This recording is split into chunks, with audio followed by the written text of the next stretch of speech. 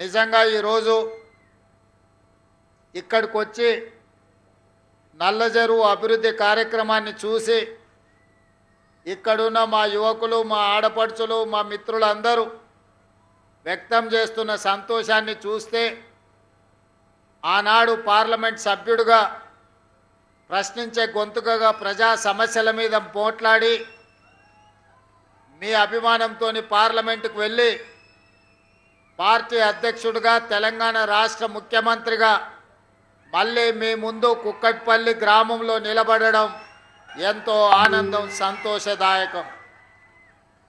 ఆనాడు పార్లమెంట్ సభ్యుడిగా ఈ ప్రాంతాన్ని ఎంత అభివృద్ధి చెయ్యాలన్న కోరిక నాకు ఉన్నా పరిస్థితులు, నిధులు అనుకూలించకపోవడంతో ఆ రోజు మీరు ఆశించిన నేను చేయాలనుకున్న అభివృద్ధిని పూర్తి స్థాయిలో ఆనాడు చేయలేకపోయినా, కానీ ఈనాడు మీ అందరి ఆశీర్వాదంతో, మీ అందరి అభిమానంతో తెలంగాణ రాష్ట్ర ముఖ్యమంత్రిగా బాధ్యతలు చేపట్టి ఆనాడు నేను చేయలేకపోయిన అభివృద్ధి మల్కాజ్గిరి పార్లమెంటు నియోజకవర్గంలో ప్రతి కాలనీలో చెయ్యగలిగిన అభివృద్ధి 100% చేయడానికి నా బాధ్యత తీసుకుంటా.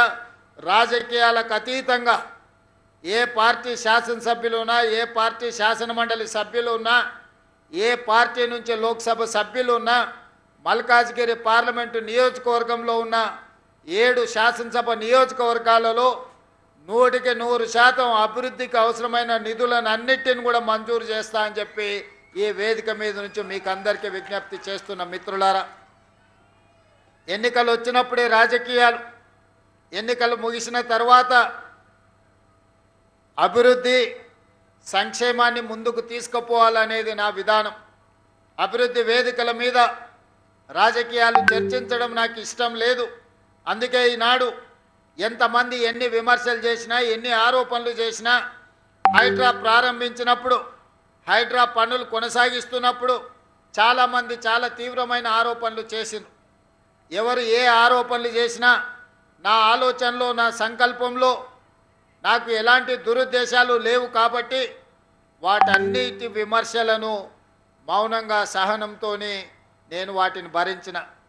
ఈనాడు హైడ్రా కమిషనర్ గారు, ఇతర అధికారులు ఈ నల్ల చెరువును చేసిన అభివృద్ధిని చూసిన తర్వాత ఇక్కడున్న వేలాది మంది వాళ్ళ మొహాలలో ఆనందం చూస్తే నాకు పడ్డ తిట్లు నాకు ఆశీర్వాదం కిందనే నేను భావిస్తున్నా. దాటిని తిట్లుగా నేను చూడడం లేదు.